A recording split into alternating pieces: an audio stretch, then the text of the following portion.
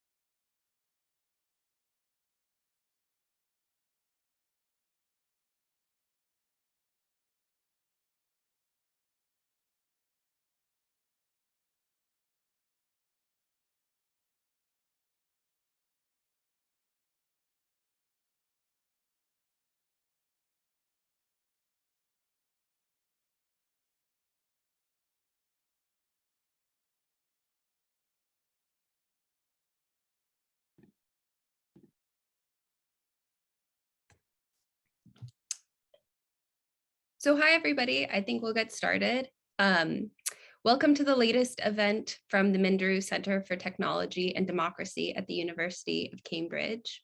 My name is Alina Utrata. I use she, her pronouns, and I'm an affiliate here at the Minderoo Centre for Technology and Democracy, as well as a PhD candidate in the Politics and International Studies Department at Cambridge. Before I introduce tonight's guest, I wanted to let you know that this event is being professionally live human captioned. If you would like to have captioning, you can select it using the Zoom toolbar at the bottom of your screen. Additionally, a stream text captioning for this event is also available. This is a fully adjustable live transcription of the event in your browser.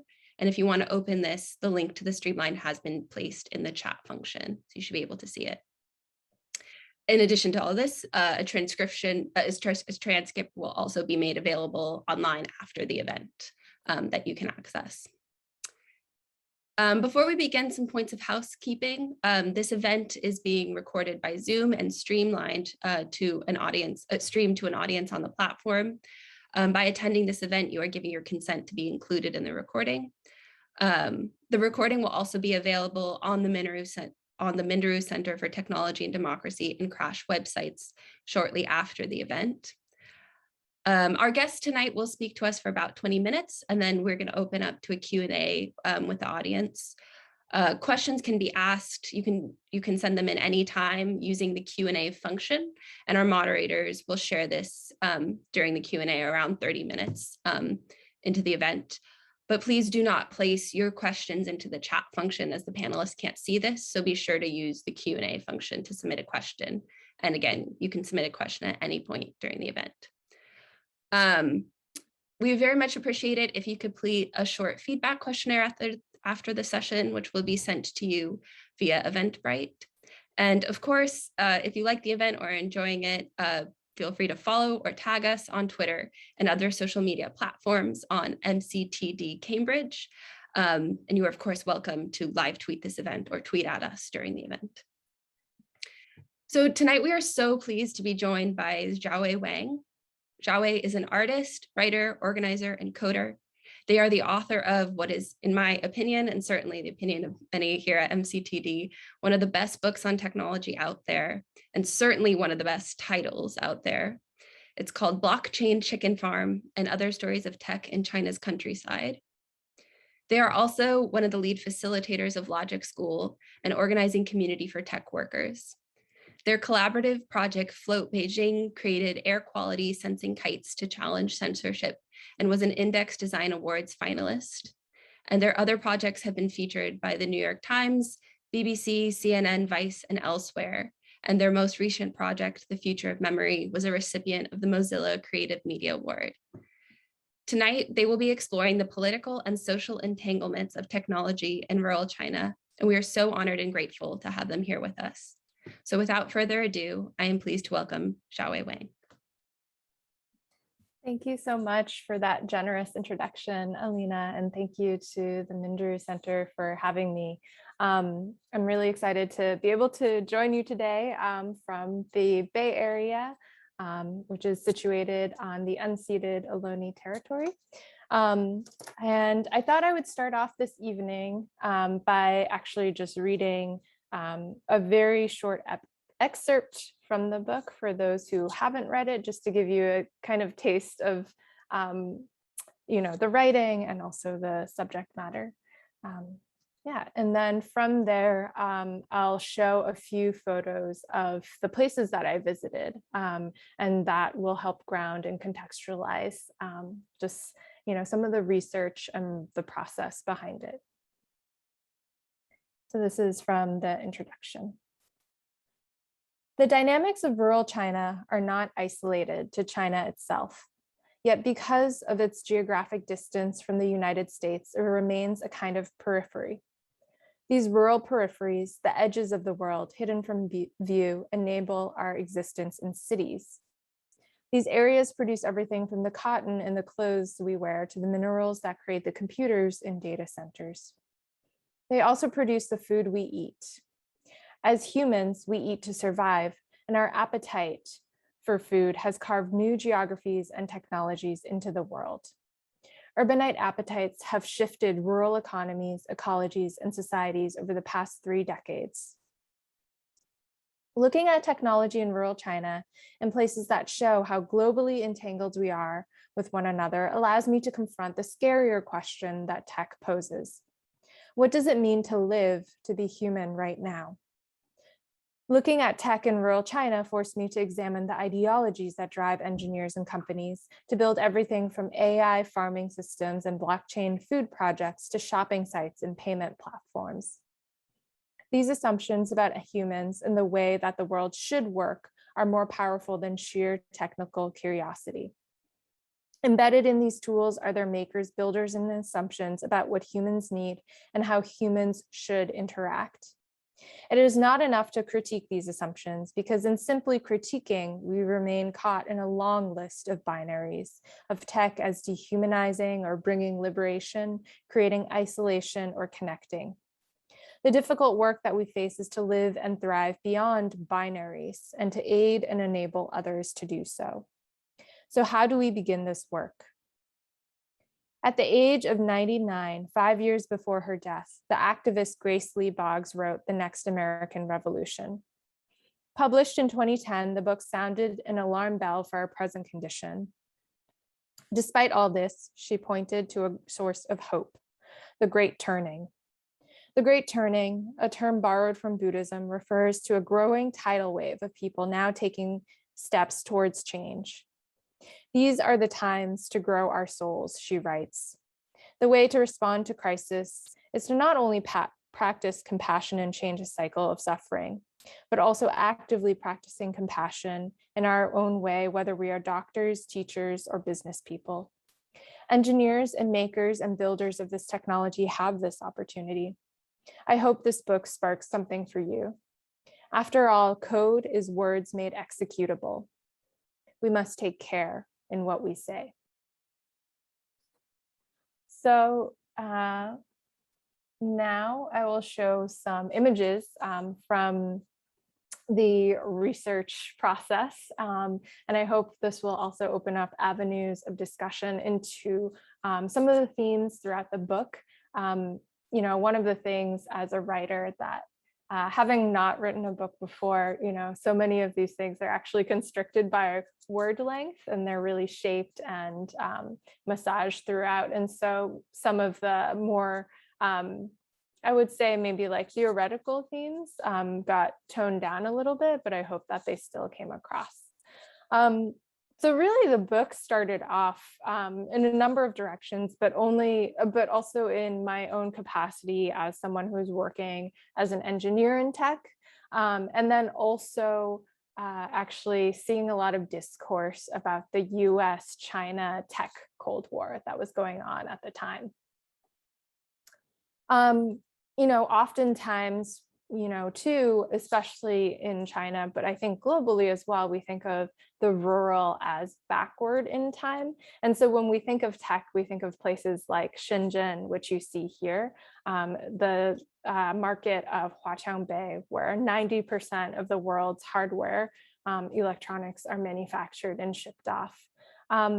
And although we tend to think of the internet and tech as this dematerialized thing, and that place somehow matters less and less, I argue that place and materiality actually matter more than ever. So when you see the genesis of Shenzhen as this, high-tech city, it actually has its roots in the town and village enterprises, which were these small villages that were doing these kind of unorthodox economic experiments during China's opening up and reform period. And these experiments were quite successful. And this has been actually termed the rural roots of Chinese capitalism. So as these towns and villages became more successful economically, the city of Shenzhen really started to take shape. In my book, I talk about this practice of shanzhai, which Shenzhen is really known for. One of the recent books by Sylvia Lintner called Prototype Nation is a great book and also touches upon these practices. And shanzhai is seen as copycat culture, especially in the West, where it's discussed as this infringement of IP. But I think it actually points to this more fascinating aspect where it's really a lens to describe how certain types of labor within tech are racialized and gendered, right? I had the opportunity to talk to Naomi Wu, who on YouTube is known as Real Sexy Cyborg.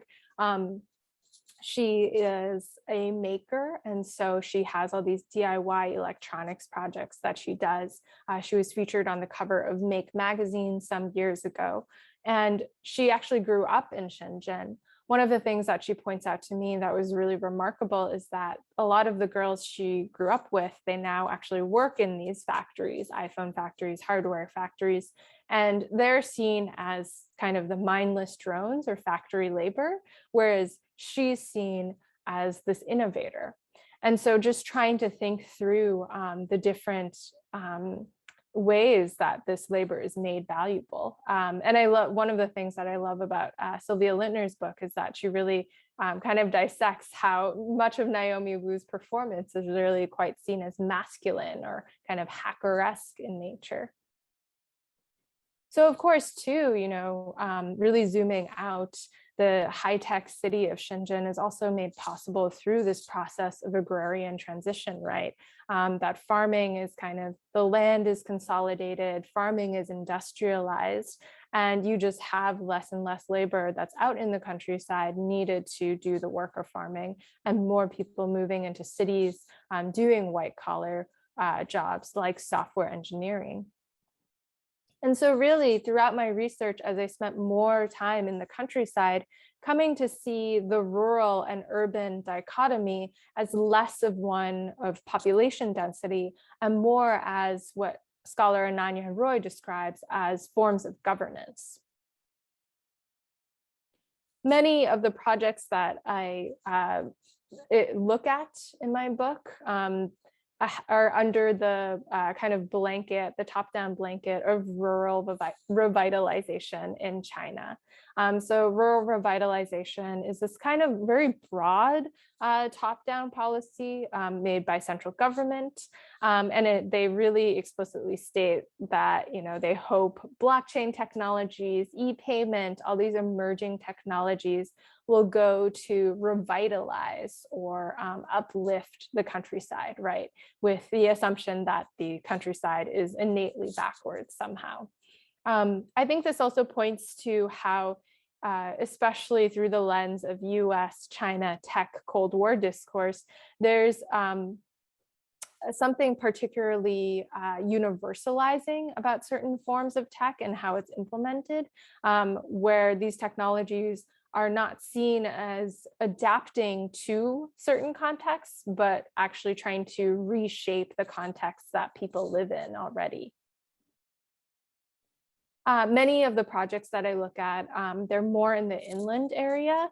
And so going beyond, the sort of coastal cities of China, especially into areas like Guizhou, which is this epicenter of this tech boom that's happening, both the building of data centers, and also they have multiple kind of big data conferences every year.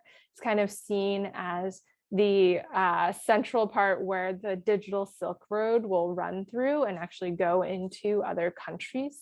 And Guizhou itself is this complex province that's both mountainous. It has this really interesting history as being like located outside of the outside of empire, and also vast diversity in terms of its population. It has like 35% ethnic minorities. And so also this history in the 1960s of Han settlers actually moving into Guizhou and bringing along a lot of mining industries and extractive industries. And so I think this historical resonance is also something that I felt important to pay attention to. So this is the blockchain chicken farmer, and on the right is the blockchain chicken itself. And so in my book, I talk about this chicken Fitbit, essentially, that's attached to the chicken, and it's actually shipped as part of the chicken all the way to your doorstep. So once you scan the QR code that's on the chicken Fitbit, you can see how many steps it took, how much it weighed, where it traveled to, all these things. And it was really fascinating talking to the blockchain chicken farmer, both to understand and to realize just how opaque this technology really was to him, the kind of reliance that he had upon this opaque technology that he didn't feel a sense of agency over. But then also the broader theme of counting as accountability. And I think it's really this framework of accountability that's been quite fascinating to me, because so many of these technologies like blockchain, they've really risen out of in China out of concerns for food safety, because as you undergo the agrarian transition, you kind of are shifting to a agriculture for profit space, right? Because you also have to export a certain amount of agricultural products according to trade agreements. You really have farmers that start to become squeezed, both in terms of profits, but also how much they have to produce. And these food safety scandals in China are really the result of this. And so there's so much kind of tensions around not just trust, but as an extension of that, accountability. Like, who do we hold accountable for these food safety scandals? And so it's fascinating that blockchain, used in this chicken context, which is supposed to track provenance to really ensure that it is a free-range chicken that you're receiving, that's become the locus of so much attention. This accountability, providing accountability, whether it's a false sense of accountability in the face of this ever-increasing accountability vacuum. In the book, I also describe these pearl parties. And so in some ways, the process of the book was, I call it, tracking the supply chain to kind of unfold the stories that happen along the way, but also in some strange way, like online shopping as methodology. I became interested in these pearl parties actually around 2016. I was curious, had heard about them from someone who is outside of this kind of Bay Area coastal elite circle. And I stumbled across these pearl parties, which were happening all across, the Midwest, south of the US. And it was basically a lot of women, usually women, who were opening these oysters on Facebook Live. And it was kind of this home shopping aspect where you could place a bid on the oyster. And, sometimes the oyster would have 1 pearl or 2 pearls. It was really this game of chance. And I was fascinated that there was so much kind of attention, and also that these were part of this broader multi-level marketing scheme and kind of entrepreneurial subjectivity that was really happening. And this entrepreneurial spirit, it turns out, isn't just relegated to, Facebook and these pearl parties. As I started looking into how these pearls were made, it was actually really fascinating. It turns out that these pearls are kind of this artificial nature. So what happens is that you have a large oyster that has 50 or so pearls, and one of those pearls is taken out, put into a smaller oyster, actually put in these cans, preserved in formaldehyde, and shipped all the way to the US for these pearl parties. And so you can find these wish oysters, as they're referred to, all across these kind of bulk shipping sites like Alibaba. So I started messaging these sellers on Alibaba and actually got to visit one of these pearl farms. And it was fascinating to hear that, these pearl farms were actually the result of farming wheat and rice not paying that much. And so as a result, the farmers in this region of Zhejiang, specifically, they just flooded their fields. They had plenty of water, and so they flooded their fields and actually created these ponds.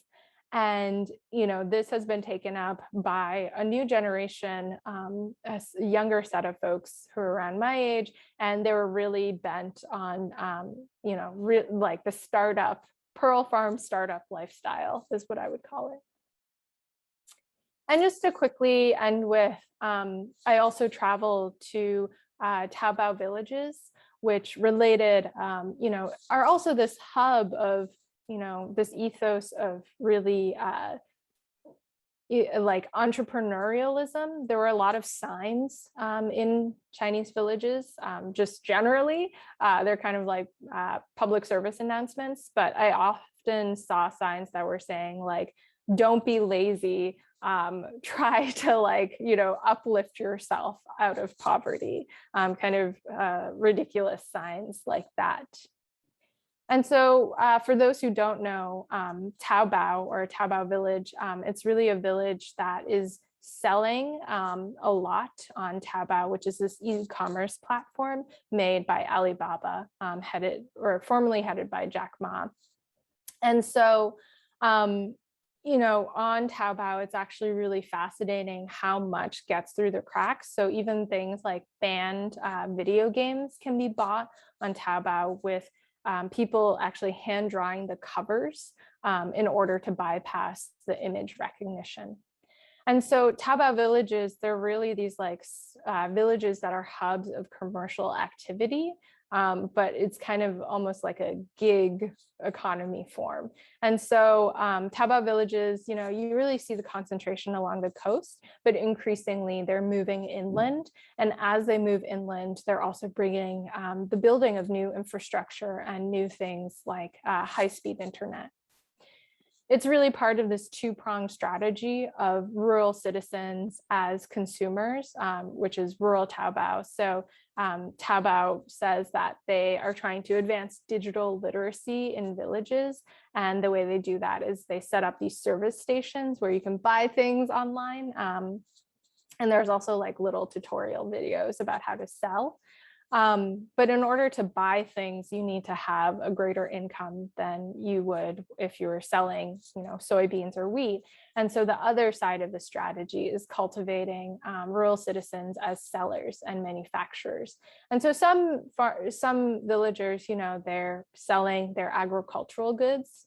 But the ones that I visited that I found most striking, they had this new economy, particularly one of selling like Halloween costumes and dance and stage uniforms. So this is really the context. You see the agricultural fields in the back and the workshop in the front. And I was told often by these family manufacturers that, during agricultural high season, they would really work the fields. And then other times they would, be manufacturing costumes, putting them online and really using a lot of family labor, actually. Many of the entrepreneurs, they had originally borrowed money from other members of their family, oftentimes family that were in cities, in order to start their business. And people who worked as part of the company now were family members. This is the inside of one of the manufacturing workshops. And so you can see it's a very kind of small scale endeavor. This is a husband and wife team, and they live upstairs. This is their downstairs. You don't see it, but they also have inventory storage in the same space. And so, yeah, it's very DIY manufacturing in some sense. As I mentioned, using family members as employment labor. And so this was the grandmother of the family. And when I talked to her, actually all the family members, they were very excited about the fact that this was a way for the grandmother to still feel incorporated into the family and not feel like she was wasting away. And so I'll end on this image. This was actually the town hall of the Taobao Village, where right below the Communist Party flag, it says, "Have you Taobaoed today?" And it's just really fascinating, the complex dynamics happening in this village, where, it really became, in some strange way, a company town. But there is still this kind of strong influence of Communist Party governance in there. And to just see these side by side, I think it was this really fascinating evolution. So I'll leave it there and open it up for discussion. Thank you so much.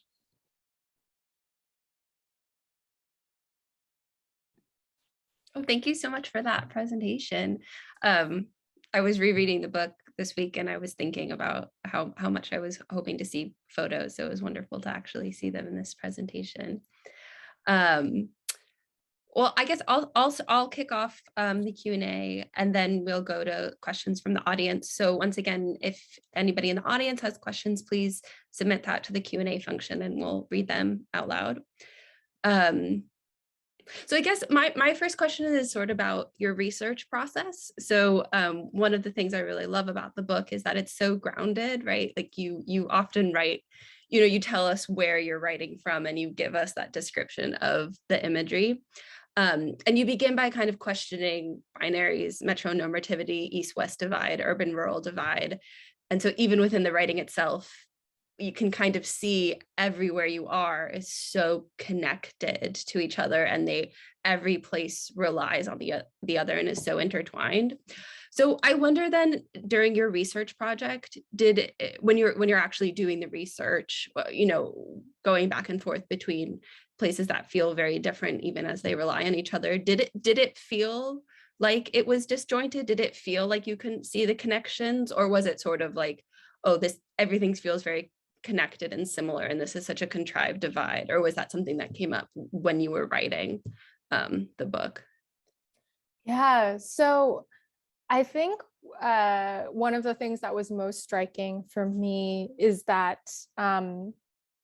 to have these contrasts, like definitely doing the research, there were experiences or places that felt incredibly disjointed from one another. But at the same time, when I started to actually sit down and write, I realized that there are kind of different sides of the same coin, if that's the correct, a correct analogy. And what I mean by that is, there would be one rice farming village where they actually started to move away from the kind of official party agricultural bureau line of how they should do their farming. And they did it in a certain way that actually gave them more agency. And then other places where power was like very top down, but at the same time, there was this entrepreneurial spirit that was cultivated by local government officials. And to kind of see this all brought, all kind of point to the ways that like certain technologies can be deployed in a very universal way versus contextually like specific way. I think that was really illuminating. There was also just such regional variation in China that felt really important to highlight, both to kind of let go of this idea that China is a monolith in any sense, but then also point to the ways that like, I think we always think of like authoritarianism as this very like simplistic story. And China having so many like regional, even just languages and dialects and contexts, I think that really challenges that notion. And that also complicates the story of tech and how it's being deployed in these such varying contexts. So yeah, that also felt very important to highlight. It was not something that I knew going in, which was also really interesting, right? Because there was definitely villages where I visited where, I went in because I was interested in a particular project that they had done, like drone mapping in rice fields, for example. But actually what surfaced was that they had this like very different culture, or they saw themselves as outside of, the Han majority. And, they saw that their use of tech, or like the specific way that they were using tech, was like also reflective of that. And so, yeah, I think that regional part and cultural part felt important to highlight. Yeah, I guess my second question then, it's kind of similar theme, but it's about, a lot of these technologies are being mediated through whether it's the state or a corporation, even when they're like centered in the community. And I think, we often, it's kind of characterized as like there's the East and West, there's like American tech companies, and then there's like Chinese tech companies. It's completely different. And yet one of the things that came up in the book is so many of the tech companies are similar. Like Alibaba and Amazon feel like kindred corporations in some sense. And in many ways, kind of what you're describing that these technology corporations are doing is stepping in for when the state can or cannot do something. So thinking about the way you talked about technology and the milk scandal, right? And in terms of like the state does not have the capacity to do this, so tech corporations are stepping in. Really reminded me of, in the Bay Area where the state didn't have the capacity to do COVID testing, so Google stepped in.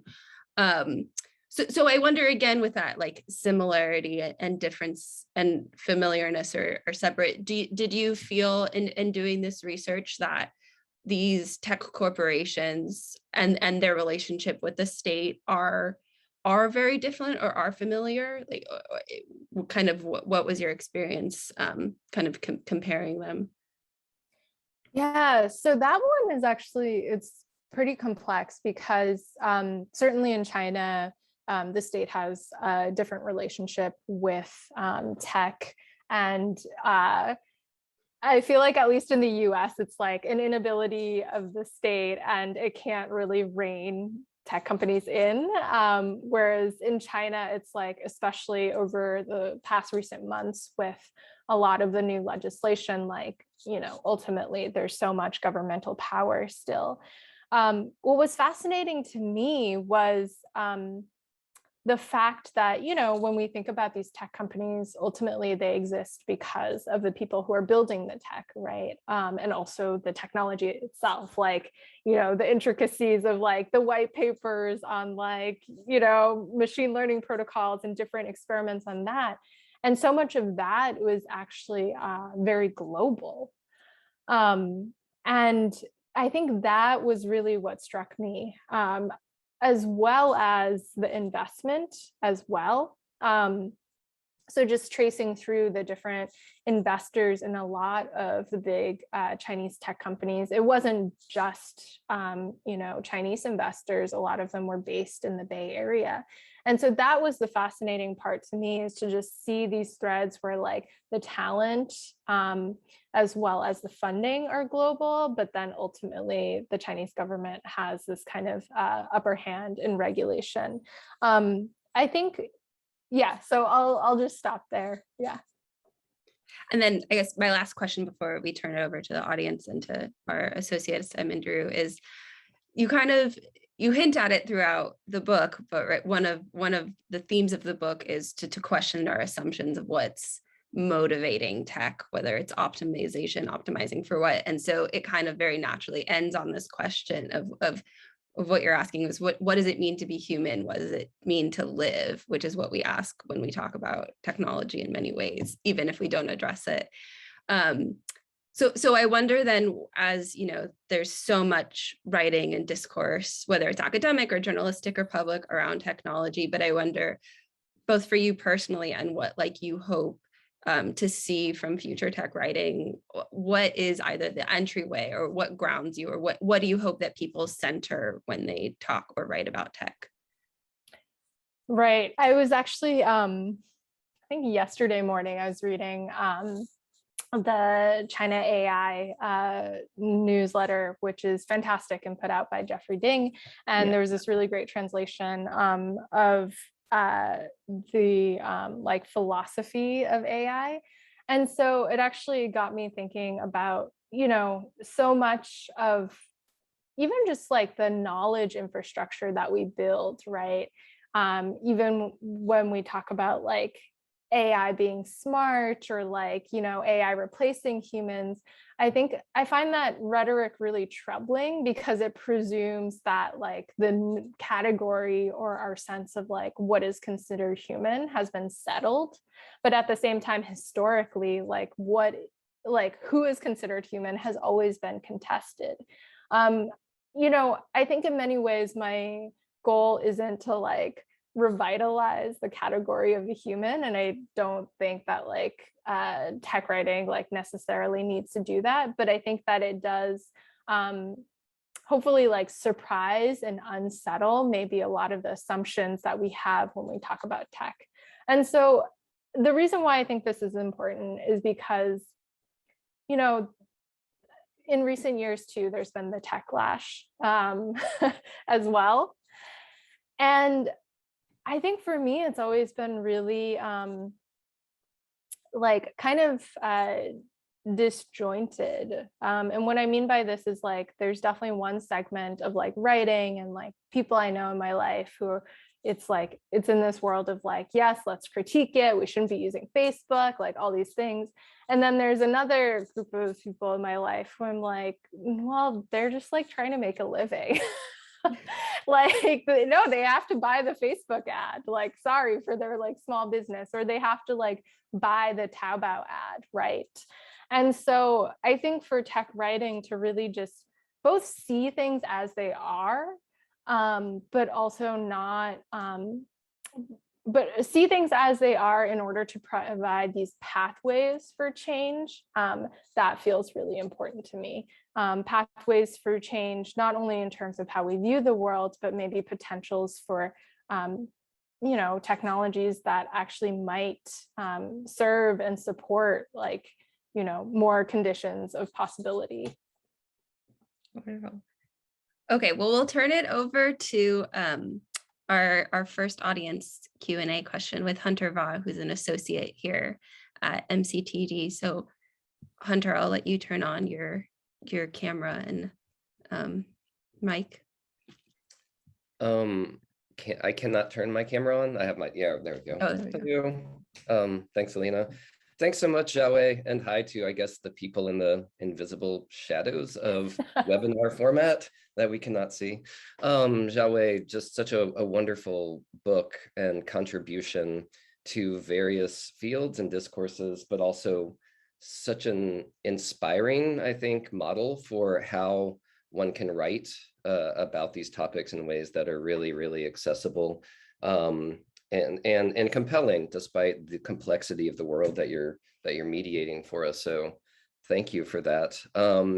I'm very interested in sort of the environmental side of this, both like as a sort of foundation, but also as an impacted set of ecosystems by this technological growth. But also I'm curious if you experienced the same type of city-country divide, because there's usually a big tension in terms of environmental values and perceptions between those different spaces. I know that, in the West and in English-speaking scholarship, there's this vision of China as this, late to heavily industrialized, heavy greenhouse gas emitting, but also this sort of like almost nefarious monopoly on rare metals and a particular type of metal mining that underpins the entire like global growth of ICT and digital culture. And so I was wondering, part of what I found so valuable about the book is that it does mediate a different understanding of Chinese values and tech and culture, which honestly in the West, I don't think that we get. And so I was wondering if in your experience and your interactions through this research, if you did come to sort of understand a general set of environmental perceptions and values and relationship to this proliferation of digital technology and tech culture, and also if you saw a sort of divide or tension or overlap between the different spaces you were in. That's a great question. Yeah, I think the environmental and like ecological side was constant through my book and extremely anxiety inducing. One of the examples in my book is the case of hog farming, which industrial hog farming being, deeply problematic environmentally, period, and also in terms of labor practices. But then this kind of construction of a narrative by Alibaba and also corporations in China that like AI helping scale up this hog farming would actually benefit the environment and benefit the ecology. And I think a lot of this, what was really interesting is that in cities, I would talk to folks and the general kind of dream is for China to like pursue modernity in a way that looks like the US, right? Like a lot of the kind of talked to a farm machinery seller and he's like, oh my God, I love like the US, you guys have the best tractors, it's so cool. But it's seen as like, it's very efficient. It's like, it produces a lot of food. Which is, high on the list of concerns of feeding China, or this mantra of feeding all of China, despite the fact that China has a lot of agricultural exports. But it is really this vision of modernity that's just accepted. I think there were some villages that I visited in the countryside, especially the case of rice harmony that I talked about, where the local agricultural bureau was also pushing this vision of modernity with pesticides, with like these new farming practices. And the villagers they really pushed back against that. There was also, a set of actually Greenpeace volunteers who, when they came in, they wanted to also do actually like top-down farming, but at a different scale. They're like, we'll map the land using drones. We have these beautiful drone maps now. We'll plan out farming in a certain way every season. And the farmers were like, this doesn't work. Like, you can't plan out anything. We like have to assess the soil year to year. And so I think like I think so many of these like environmental and ecological consequences revolve around this idea of, or vision of, modernity. Yeah, absolutely. And I love the way you talked in the section about the drone pilots, how you sort of conclude with this commentary about how the notion of a very efficient and rationalized agriculture relies on a notion of the environment and ecology as something that is fixed and in control and, you know, not chaotic and malleable and in flux. It was really, really wonderful. Alina, do we need to go to the audience questions? Yes, I have a couple Q&As. Okay. I'll read out. The first is echoing Hunter's question. Really loved reading the book. It is brilliantly written. I can attest to that. I really appreciated your questions and notions rescale and pervasive startup and venture capitalist narratives around it, but was wondering if you've seen examples where tech has been used to quote unquote scale social trust effectively, or where tech has been adopted widely with great levels of autonomy and agency of users. That's a really great question. So I will say no, because I think that I was listening to a really great lecture by Robin D.G. Kelly recently that I highly recommend to everyone. And he talks about scale and social movements and how, you know, a lot of the times we like, you know, him being this amazing historian, like, you know, we think of scale as this like intrinsic thing. And it's like, oh, if we want a successful XYZ, it has to happen at this incredible scale. But he points out how historically a lot of the changes, big societal changes, it hasn't been like a mass movement. It's actually been a group of like very like small, but like passionate and like, you know, ardent group of people working together, right? And so I do think that scale is this really contemporary manufactured concept that we need to really reconsider, right? Like, especially, just seeing like how change happens in the world. Like, you don't necessarily need like, you know, millions of people on board. You just really need that kind of sustained effort. So I actually think that scale has been commoditized into like selling the idea of really agency or having ownership, right? Like if everyone's part of it, you're gonna like each have power. But I think it's actually something that we should be questioning. I had a second question that's very much connected to this, if I can tack that on here, because when you're talking about blockchain coding, I really understood it as sort of the reversal of the printing press and like 600 years of communication technology development, and that like what rendered knowledge and information legible to many is now being pulled back into the hands of very few. Did I understand that correctly? And do you see that as somehow as perhaps an obstacle to democratic agency or to collective access to discourse and knowledge production? Yeah, I mean, I would say that, you know, as an academic, I definitely do not diminish the power of the written word and the printing press. But I also think that even then, historically, like looking at, you know, just even the history of empire, like the printing press itself and the power that that held is in some ways like circumscribed, right? And so blockchain, it's like both and situation. I think with blockchain, you know, and this touches upon the kind of my remark on accountability, where I think on some like weirdly spiritual level, like, you know, 2008 happened, and then also Satoshi Nakamoto published this white paper. And I think it's also this like yearning for accountability of some kind, where it's like, we can't find it. Like we definitely in the US didn't find it from the government when it bailed out the banks. We couldn't find it from the banks in which everyone's houses were foreclosed upon. And so blockchain's kind of like, well, if only we address this issue of accounting for, then everything will be seamless, right? And then to look at the actual implementation of it, like, you know, the idea that it's decentralized, like you can run a node, I mean, that's just, you know, materially impossible in so many ways.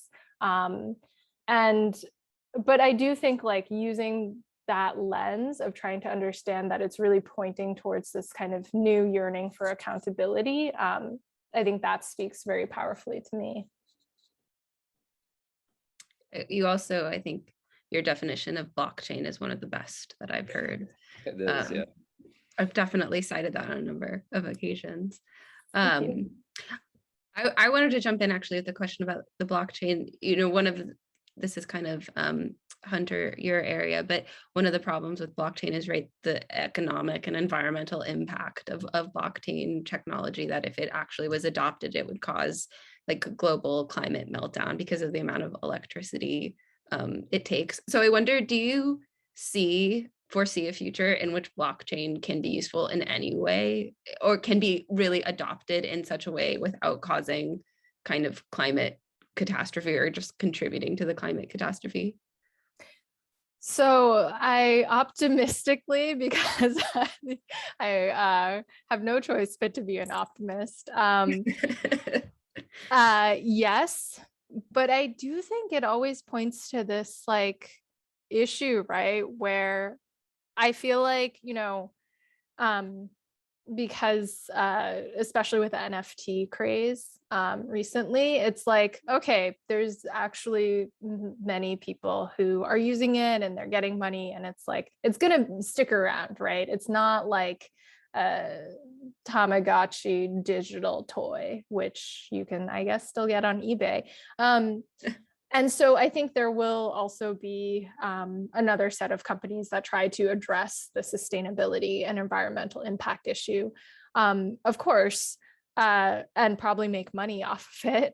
I think what I really hope for is to like, for folks to see kind of the nested nature of it, right? Which is like, there's NFTs, there's kind of, you know, there's blockchain as we use it in North America, but there's also these global layers, right? And like, you know, there's going to be people who don't have access to blockchain, and that's not incidental. That's not a technical problem to solve. It's actually intentional and an effect of like global capitalism.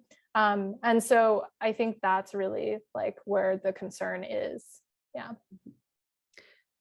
So we'll go back to another audience submitted question, and please keep submitting your questions to the Q&A if you're in the audience. So this is from Stephen Connor. To what degree do you think that what you call the, quote, large lumbering government in China has control over or understanding of these emerging economic processes? Yeah, so I think that the large lumbering government in China actually has very little understanding of these technical economic processes.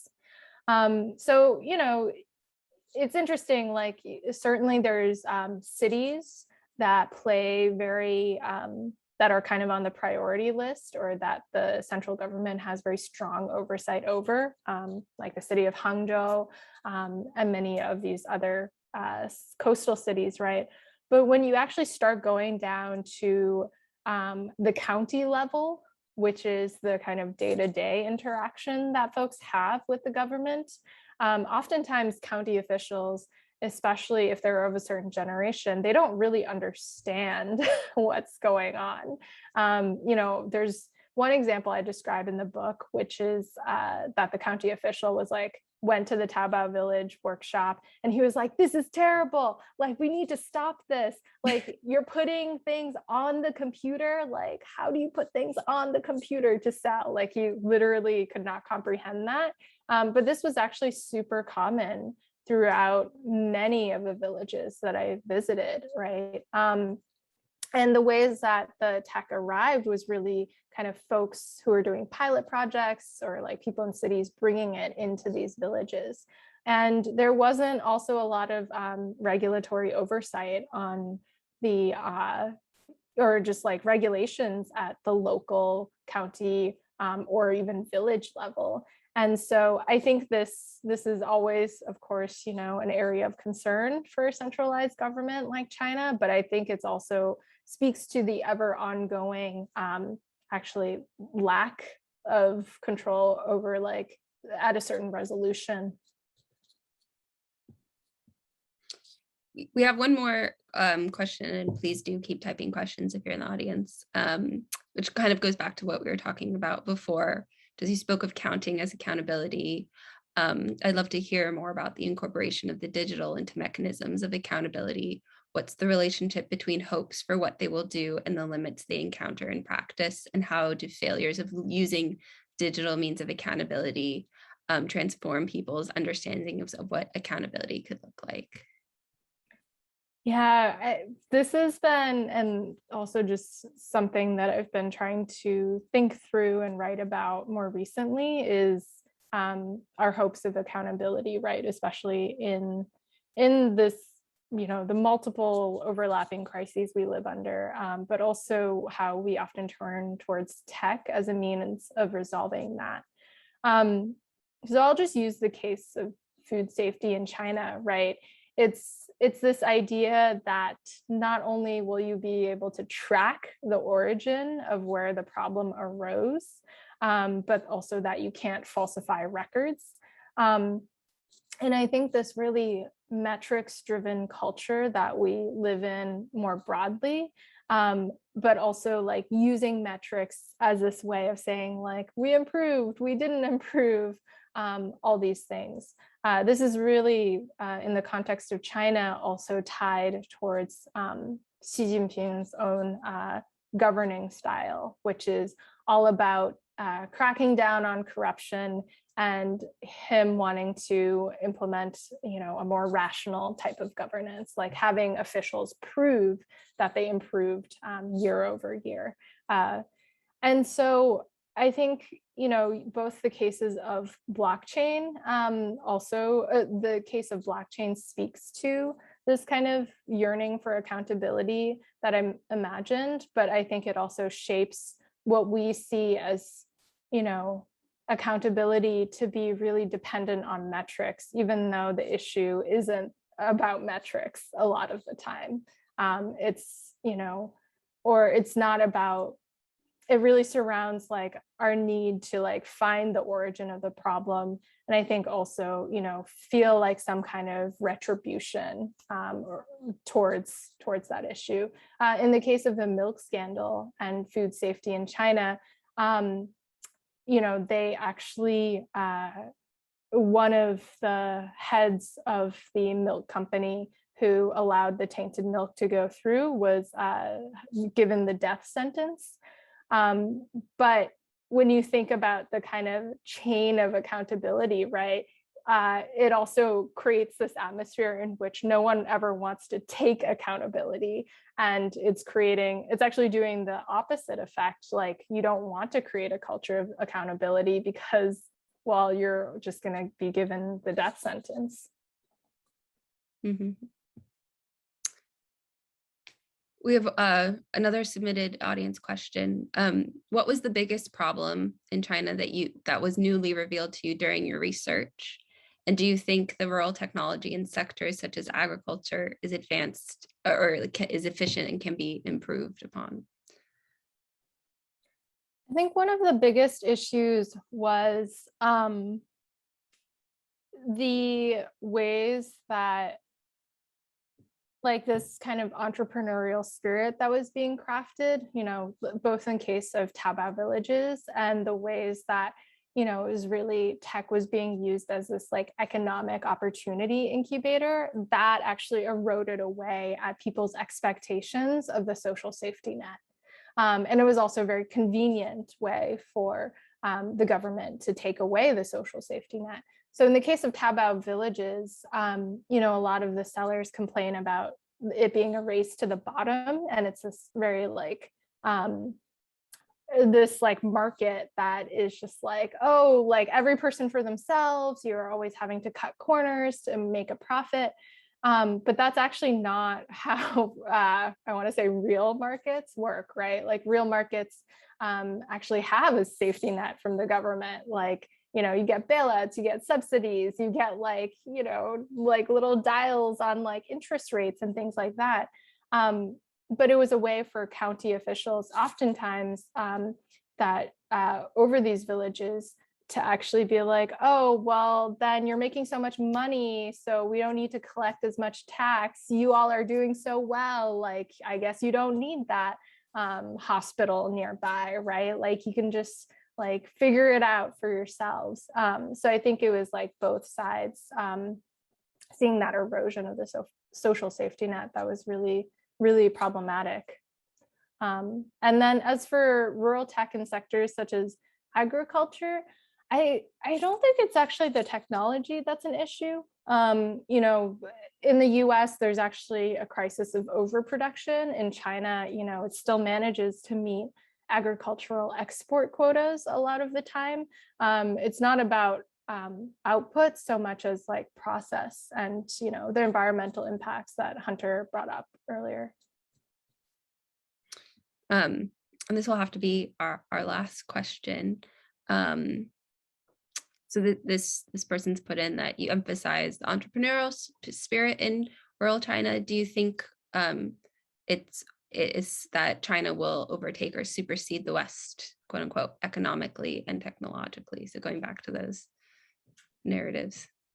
So I think this is very not optimistic of me. I think it's unfortunately like we're all just going to drag each other to the bottom.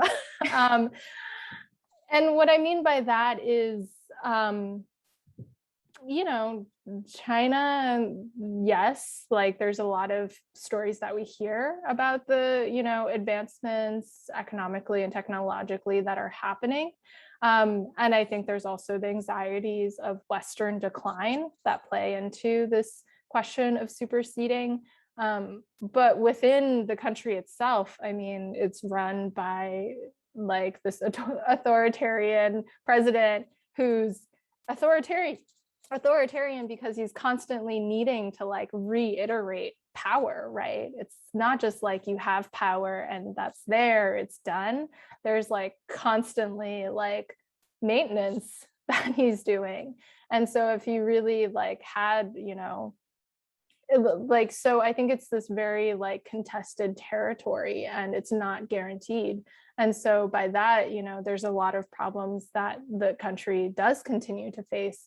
And if you go to rural China, which is still a large part of the country, there's enormous social inequity and oftentimes problems. And so I don't think it's really about superseding so much as these complex crises that I think globally we're facing that are connected.